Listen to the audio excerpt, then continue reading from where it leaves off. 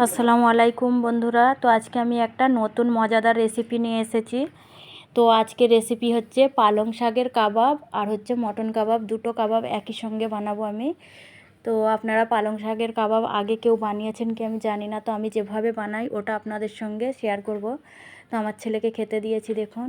আর যাদের বাচ্চারা শাক খেতে পছন্দ করে না, তারা এভাবে বানিয়ে খাওয়ালে বুঝতে পারবে না। আর দেখুন আমি মটন কাবাবের জন্য সব রেডি করে নিলাম। তো প্রথমে আমি কাবাবের জন্যে মাংসটা মিক্সিতে রেডি করে নিয়েছিলাম। তারপরে হচ্ছে কাঁচা লঙ্কা, ধনিয়া পাতা, পেঁয়াজ পেস্ট আর হচ্ছে আদা রসুনের পেস্ট, মসুর ডাল পেস্ট করে নিয়েছিলাম, হলুদ গুঁড়ো, লবণ, লঙ্কার গুঁড়ো, ধনিয়া জিরার গুঁড়ো আর একটু গরম মশলার গুঁড়োও দিয়েছিলাম আমি। দেখুন গরম মশলার গুঁড়ো। তো আমি যতটুকু যা লাগে দিলাম। আর এটা হচ্ছে কাবাব মশলা। তো আপনারা কাবাব মশলা থাকলে দেবেন, নাহলে গরম মশলা দিয়ে দেবেন। আর আমি তেল দিয়ে দিলাম অল্প করে। এটা দেখুন আমি চামচে করে মশলাগুলো সব একই সঙ্গে মাখিয়ে নিচ্ছিলাম, তারপরে হাতে করে মাখিয়ে নিলাম দেখুন। তো যেগুলো নিয়েছিলাম আপনারা দেখেছেন। তো এটা আলাদা করে তুলে রাখলাম, এটা আমার ছেলের জন্যে। আর এটা হচ্ছে আপনাদের ভাইজান পছন্দ করে, তো আমার ছেলেও পছন্দ করে, তো আমি দু রকমেরই বানালাম। এটা পালং শাক কেটে রেখেছিলাম, তো পালং শাকগুলোকে দেখুন মাখিয়ে নিলাম। তো এর মধ্যে আমি অল্প করে বেসন দিয়ে দিলাম। তো আপনারা চাইলে কর্নফ্লাওয়ার দিতে পারেন, তো আমি কর্নফ্লাওয়ার কর্নফ্লাওয়ার দিলে আপনাদের ভাইজান ওটা পছন্দ করে না আর কি। তো বেসনটা দিলে বেশি ভালো হয়। আর দেখুন প্রথমে আমি তেল গরম করতে বসিয়ে দিয়েছিলাম। কাবাব আগে ভেজে নেব, যে মটন কাবাবটা আগে বাটিতে তুলে রেখেছিলাম, তো ওটা আগে ভেজে নেব আমি প্রথমে। তো আমার ছেলে এখন রেডি হয়ে আছে ওখানে খাওয়ার জন্যে। তো যখনই আমি কাবাব বানাই, যে কোনো জিনিসই বানাই, তো দাঁড়িয়ে থাকে আগে বাটি নিয়ে, আম্মাজি হয়নি আমাকে দাও। তো দাঁড়িয়ে আছে আর বলছে আমাকে কড়া করে একটু লাল লাল করে ভেজে দেবে আজকে। ঠিক আছে। তো দেখুন ভাজা এক পিঠ হয়ে এসছে, আমি উল্টে দিলাম। তো এভাবে তো আমি আজকে একটু কড়া করে ভেজে নেব এটা। দেখুন ভাজা হয়ে গেছে, তুলে নিয়েছিলাম। তো এই তেলের মধ্যেই আমি পালং শাকেরটা দিয়ে দিলাম। দেখুন পালং শাকটা যেভাবে মাখিয়েছিলাম আপনাদেরকে দেখিয়ে দিয়েছিলাম। তো এটা পরস্পর একটা করে যেভাবে কাবাব ভেজে নিয়েছিলাম, তো পালং শাকের কাবাবটাও এভাবেই ভেজে নেব।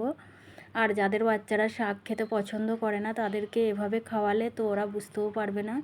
ছোট সাইজ করে কেটে এভাবে মটন কিংবা চিকেন যে কোনো দিয়ে এভাবে কাবাব বানিয়ে দিতে পারেন, কিংবা আলু দিয়ে এভাবে আলুরও চপ করতে পারেন এভাবে পালং শাক দিয়ে, কিংবা বেসন দিয়েও করতে পারেন শুধু পকোড়ি। তো আমরা যেভাবে বানাই ওটাই আমি দেখাচ্ছিলাম আর কি আপনাদেরকে। দেখুন তো আমার ছেলে এটা খাচ্ছে, আর ভিতরটা দেখছেন কতটা ভালো হয়েছে আর কি, খেতেও খুব দারুণ হয়েছে। আর আমার ছেলে ওখানে বসে বসে প্লেটটা নিয়ে অর্ধেক খেয়ে নিল। তারপর দেখুন আমি ভেজে কাবাবগুলো তুলে নিচ্ছিলাম, হালকা করেই ভাজছিলাম, কারণ খাওয়ার সময় আবার গরম করে নেব। তো এখন এই কারণে আমি একটু হালকা করে ভেজে তুলে রাখলাম। তো আপনাদের ভাইজান আসবে যখন, তখন আমি গরম করব এগুলো। তো কাবাব গরম খেতে খুবই দারুণ লাগে। আর আমি একটু আগে ভেজে নিচ্ছিলাম, তো আসবে যখন তখন গরম করে ভেজে দেব। তো এই কারণে কালারটা হালকা করে ভেজে তুলে রাখছিলাম দেখুন। তো বেশি কালার করে তুলে রাখলে তারপরে কালো হয়ে যাবে ভাজলে আর কি। হালকা করে আপনারা ভেজে ফ্রিজেও রেখে দিতে পারেন। তো আমি এটা খাবার টাইমে গরম করে নেব। দেখুন দু রকমের কাবাব আমার হয়ে গেল রেডি। তো আরও একবার হবে, আমি দিয়ে নেব পালং শাকের কাবাবটা।